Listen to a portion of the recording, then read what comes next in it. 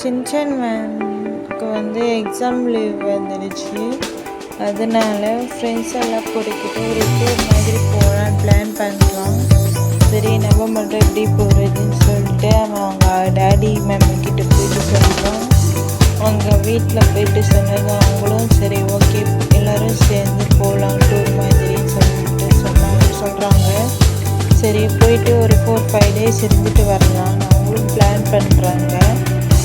அவங்களும் பிளான் பண்ணிட்டு பிறகு ஜாலியாக ஒரு ட்ரிப்பு மாதிரி போயிட்டு செம்மையாக என்ஜாய் பண்ணுறாங்க.